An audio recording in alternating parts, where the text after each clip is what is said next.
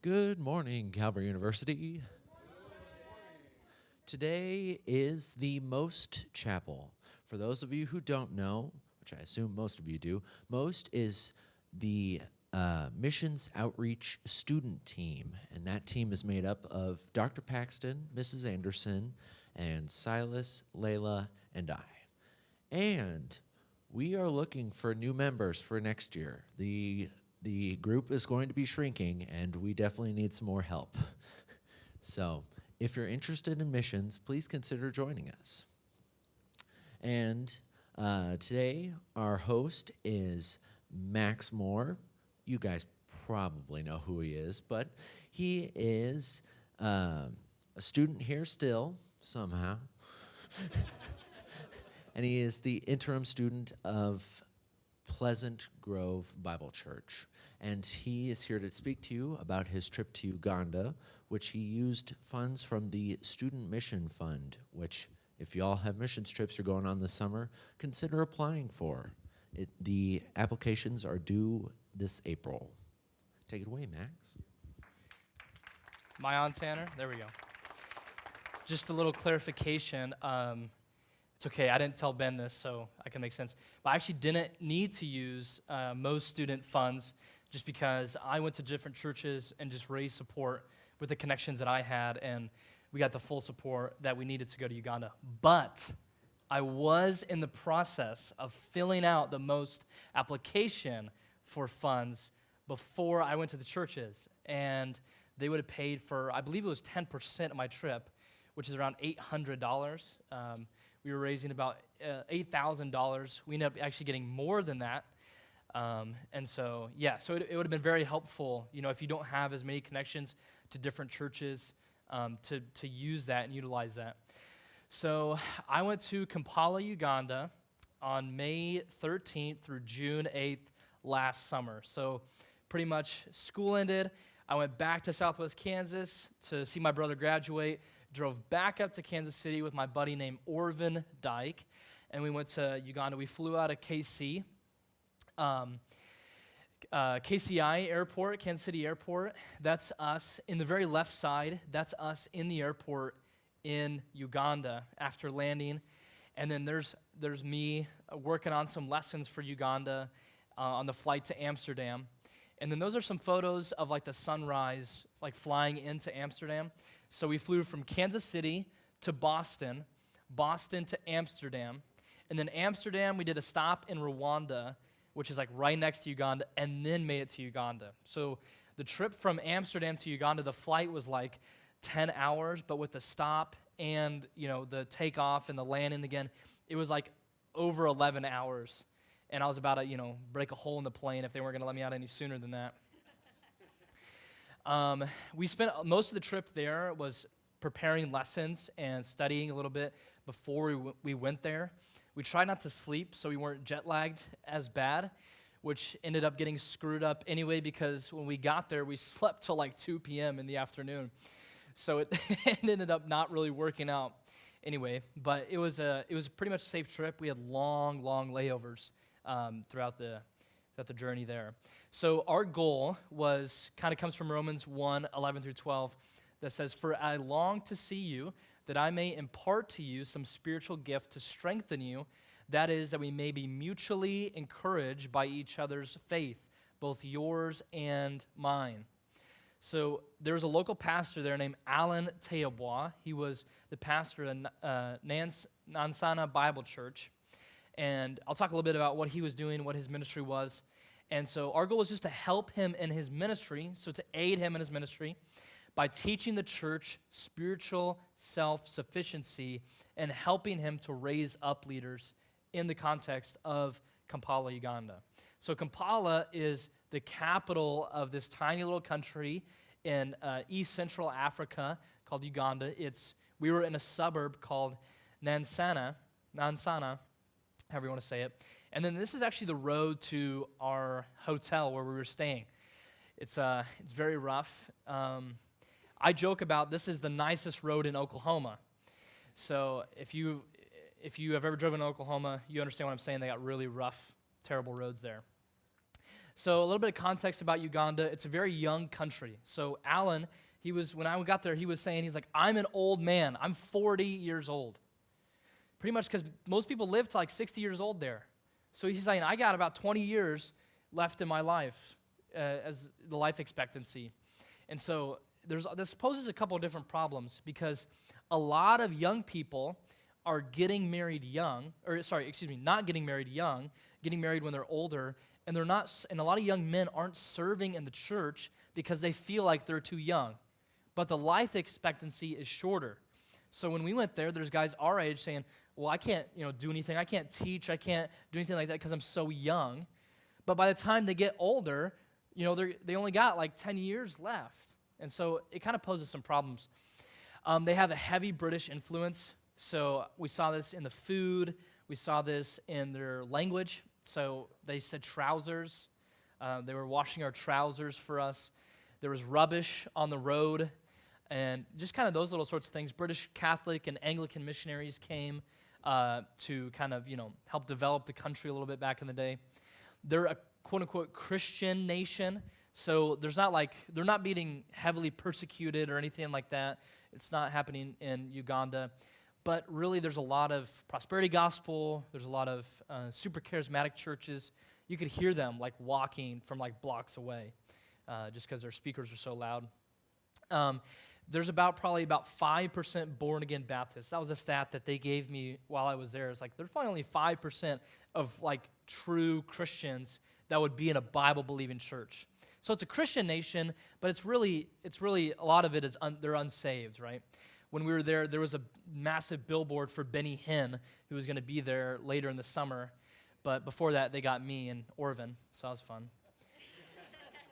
And then it's very, very poor, right? It's a third world country. They're living on, some live on $1 a day USD. And so the hotel we were at, we were talking to the guy who was serving us whenever we ate food there. And he was saying, well, this is a pretty good hotel to work at because they pay you like pretty quickly. Like other hotels that if you were to work at, they might not pay you for a whole month or something like that. So he's like, this is actually a better hotel to work at because they pay us pretty quick. So that was super fascinating. This is a picture of the church from the street. I think they recently got a new sign, but the sign is faded. It said Nansana Bible Church. And then there's where they meet in the church building. They don't own the building. They just kind of rent it out to people. And I'll show a bunch of pictures here. So the left picture, that's looking out of our hotel. We had a pretty nice place to stay in a third world country. We were very blessed to be there, right? And you could kind of oversee the city. It's very, very loud there all the time, 24/7. And I'm a country kid. I live down in the country where it was real quiet. And so obviously living in the dorms has prepared me for it to be loud 24/7. But I remember one morning, I woke up at like 5 a.m. and all I hear was shoo, shoo, shoo, shoo. I was like, what in the world? It sounded like it was in my room. And what it was some Ugandan worker just sweeping the walkway right outside my door. And they don't have a lot of AC in a lot of buildings, so up above, it's like open. There's like a screen. So all the sound outside just really carries in to the room. And so I woke up much earlier than I really wanted to due to somebody sweeping. You could hear Muslim prayers throughout the day. There's not a heavy Muslim population, but there's enough there that they have it. This is us in the middle picture. That's us on a walk after we messed up and slept in at like 2 p.m. the next day. Alan was like, hey, just rest this day, rest and be ready to go the next day. So we were resting. We went on a walk, and the guy in the middle is like looking back to see if we wanted a ride on his motorcycle. They'll wave you can wave, and people will stop and pull off and give you a ride wherever you want to go. Probably, they'd expect some money for it. And then there's also a market that was right down the road from us.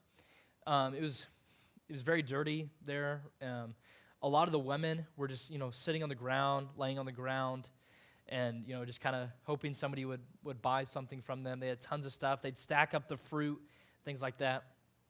This is like what the city looked like. We were getting some bottled water. You can't drink the water there from the faucet, even though Orvin was a lot more dangerous than I was and was brushing his teeth and washing his mouth out with the water. it wasn't too bad, and he never got sick, thankfully, but he was, taking a risk doing that. Like I said, the driving there is pretty crazy. Here's Orvin on a motorcycle.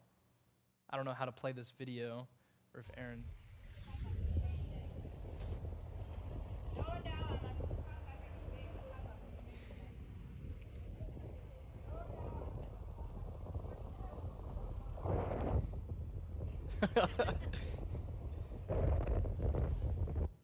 So as you could kind of see, he had slowed down for some road bumps, and they don't have enough infrastructure to like pay for these policemen all over to patrol the streets and stuff. So they just have speed bumps all over. So it takes you a long time to travel because they're big enough that if you hit one going fast, you will slow down the next time. Like it will hurt your car or hurt your motorcycle or throw you off. Like they're serious road bumps. And so that's what riding looked like. Now, if you know me, I love food. So here's the food. On the left, they call that banana cake. I love banana cake, and that's not what my mom used to make. It's more just like banana bread, really. And then on the right, this is like we walked from the church over here, and they were making chapati.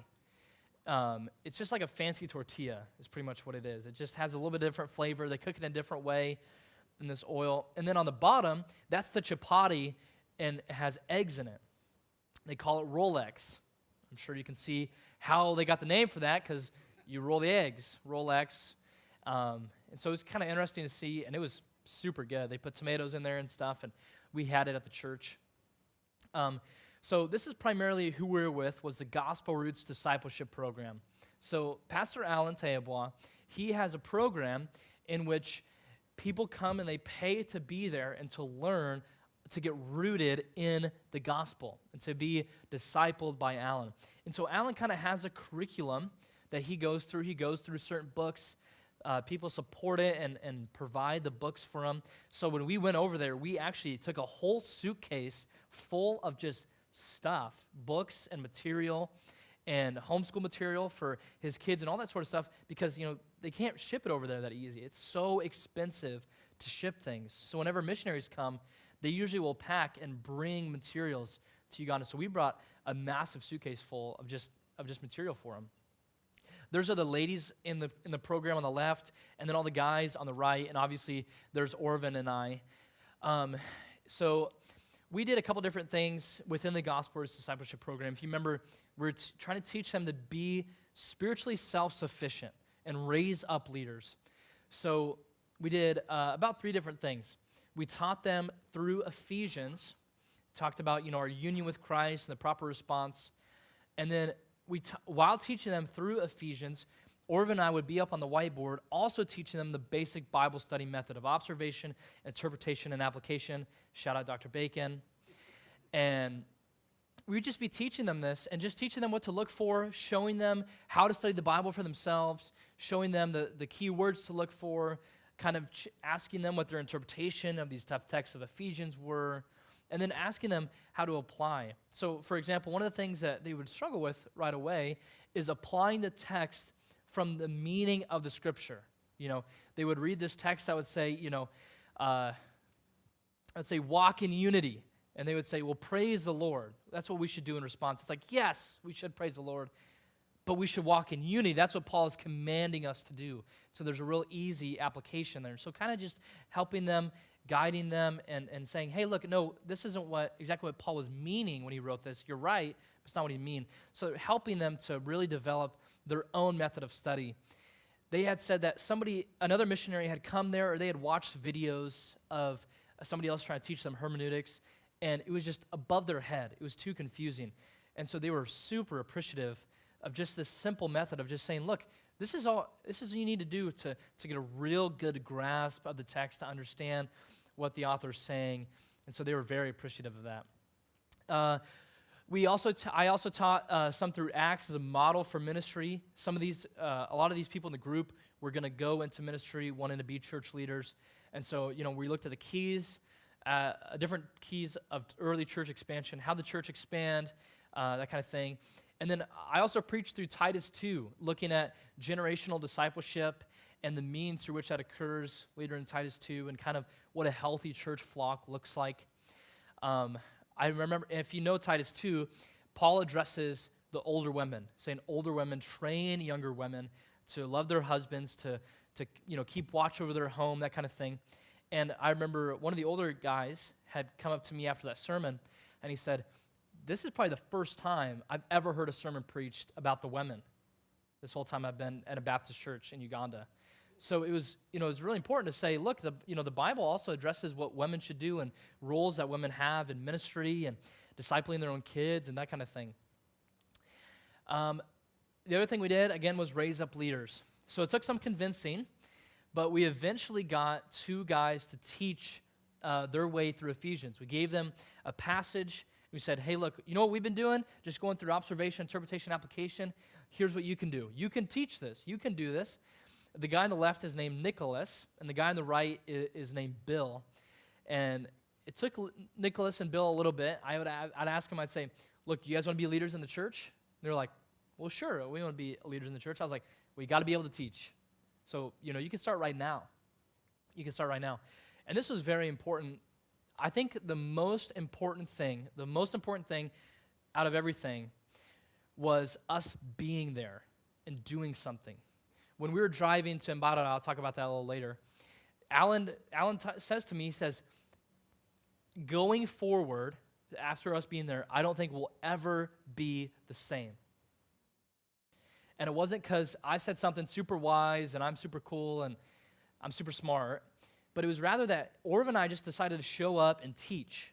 And it just showed these guys, because we were younger than everybody in the program, just showed these guys that, look, you don't have to be old and you don't have to have a Bible college degree to teach. You just have to study and you have to know your stuff. And you should obviously be under accountability of older men and the elders of your church. But just being there and teaching was really just a highlight for them. So the other thing we went to a wedding and a baptism. A lady at the church was getting married, and it was in this gorgeous Anglican church. Shout out Declan. And we also went to a baptism. Two people got baptized, or excuse me, maybe 3 people got baptized in a local swimming pool. And it was really interesting to see some things that I noticed that were a little bit different. Baptisms in the United States versus baptism there was a really heavy emphasis on, look, these people are identifying themselves with Christ, and now it's our job as a local church to exhort and to rebuke them when necessary. More emphasis on rebuke than what's common in a lot of evangelical American churches today. And so I thought that was very interesting. The wedding was in Lugandan, and it was very long, and I didn't understand a word of it, and I was falling asleep, to be honest with you. But the party after was pretty crazy. I have a video of Orvin dancing. If you want to see that, you can talk to me later. I didn't put it in the slides. And then here's a couple of different photos just to give you an idea. There's a bathroom at the church. I don't care if you say it's gross. That's what other people are dealing with. And then this is a photo on the right. I thought this was kind of funny, but you can see, I don't know if you can read it from back there. Oh, you can't. But that's a politician. That's a billboard for a politician. And on the very bottom, his motto is, "Make Rubaga great again." So stealing something from old Trump. This is another video of what music looked like there in Uganda.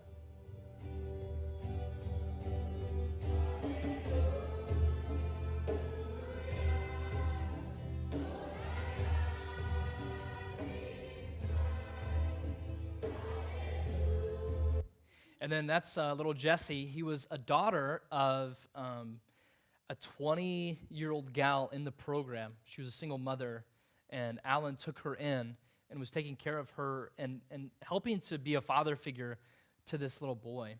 And then those were those two, the little boy and the girl playing the guitar and the keys, were actually Alan's 2 kids that he was homeschooling, and they were learning instruments. And the guy on the right playing the drum and the tambourine was also in the program.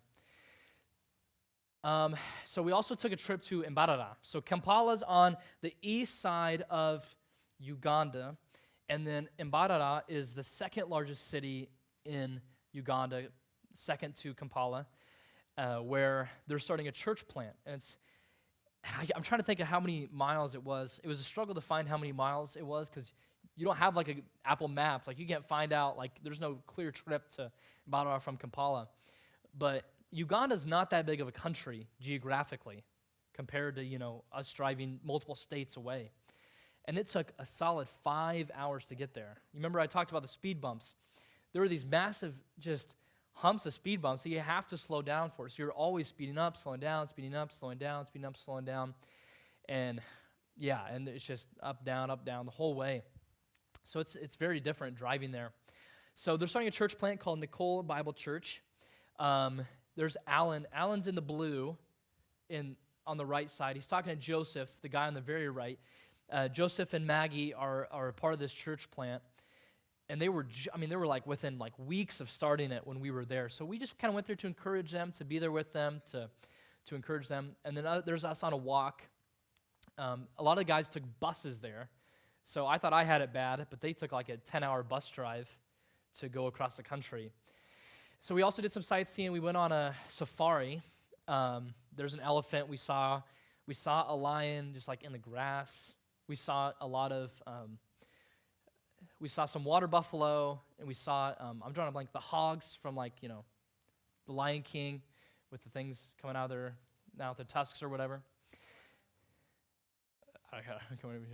This is the equator. It's right along the equator, Uganda is. So it's like the same temperature like every day. So it's like 70 degrees like every day. It's pretty nice. They don't have the 4 seasons. So coming over there, I was like, yeah, I met Alan last summer at the IFCA convention. And they're like, what the heck is summer? What are you talking about? Like a raining season? So they have raining season and non-raining season. So that was a little bit of adjustment for me of like, I just had to say like the month or, the raining season. But there's Alan in the middle. He's a tall guy. We did some more sightseeing. There's a little bit of the countryside. On the bottom left, those are tea plantations. They grow a ton of tea in Uganda. I thought that was super interesting. There was just hillsides of tea plants, and then there's some other pictures of the countryside. So you can be praying for the church plant in Mbarara. Pray for Alan's new Gospel Roots Discipleship program. You can pray for Nansana Bible Church. Pray for Uganda during the election season. It's a pretty dangerous time. The president has been in power for 40 years. And, when you get your buddies in there in the government and you're only supposed to be in there for 10 years, and you change the law so you can be in there for longer, people don't usually like that. And so a lot of people just kind of like to rally young men. So they rally young men to get them to take to the streets and fight police and do all that kind of stuff. So during the election season, it's a very turbulent time for just the country. And I remember them telling me, they were like, they just like use live rounds to shoot young men that were protesting. And, the government came out with this figure like only eight men died, but really they were saying the number was much higher than that. They were just lying about it. So I remember receiving prayers for that. I'm eating chapati as I'm about to teach there. That's what that photo is. And then I also got an email from Alan not too long ago. I told him I was going to share here, and so I figured I would just ask him for some prayer requests. He says, "Dear brothers Max and Orvin, we trust you are doing well and that the Lord is continuing to encourage you as you keep yourself in his love for his name's sake. We are all doing well here at Nansana.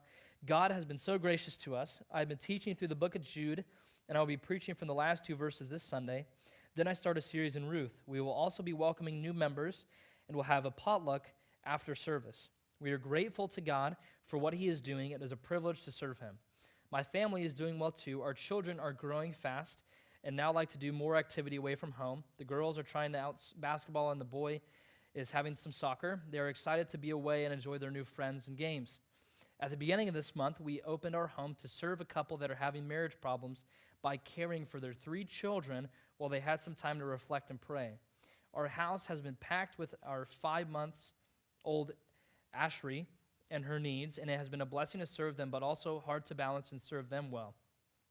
The girls will be picked up before this month ends. We wanted to share with you our prayer requests. We help to support vulnerable students to get education. Most of these young people who have gone through our Gospel Roots Discipleship program and had no opportunity to continue school because there was no way their families were able to help. Maggie and I helped some of them as the Lord provides. Last month, our support was very low, and we were not able to raise enough for our home and help our young people in school. We wanted to reach out and ask that you pray with us that the school year started 2 weeks ago, and we're looking to the Lord to provide for the $740 that we need to clear the tuition and needs of our students. He is a good God, and we are grateful for his blessings each day. We appreciate your prayers and partnership in the gospel and him, Alan and Maggie. So I want you to notice what he said there, that he noticed his marriage was struggling, and he took in 3 kids. Now, Alan has 4 kids himself, and his wife just gave birth. His little baby's 5 months old. And he's like, look, I'll help you out. I'll bring in these 3 little girls to help while you guys just go work on your marriage. And when we were there was 2 guys from the Gospel Roots Discipleship program that he was like housing because their parents wouldn't really care for them. They were a little older than Orvin and I. And he is just doing a lot. He's teaching pretty much 7 days a week. The Gospel Roots Discipleship program runs Monday through Friday. Saturday is the little kids stuff at the church. And then Sunday he's preaching. And so he does a lot. So if you could just pray for him in particular, that would be really great. Because, it can't be easy because he's doing just so much over there. But yeah, that's all I have. Anybody have any questions about Uganda, about my time over there? Amberly, I'll get to you, Levi. The best part of my trip was probably just experiencing different culture, really like immersing yourself because, it was just me and my buddy, right? We didn't have like a group of people there, so it was just really just relying on these people from a different culture that we never met before and really just immersing ourselves in the culture and teaching in that culture was really helpful for me because I never taught cross-culturally before, so that was interesting. But yeah, that's a good question. Levi.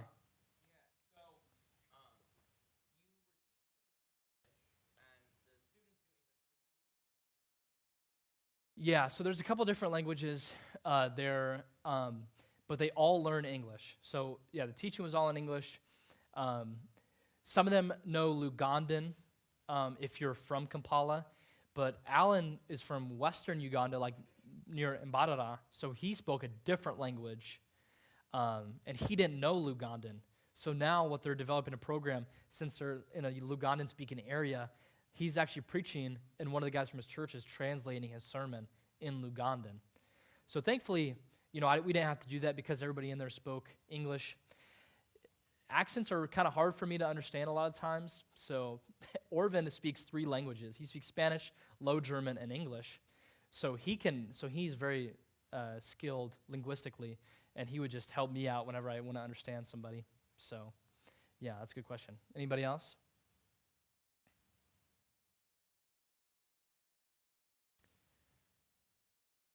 All right. Well, Ben.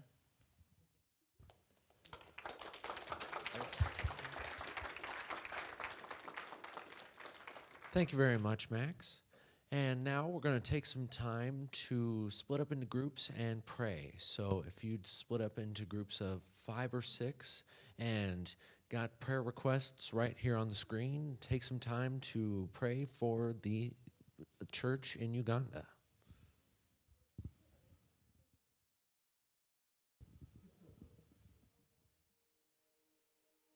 So Jesus, how I trust you, how I prove you more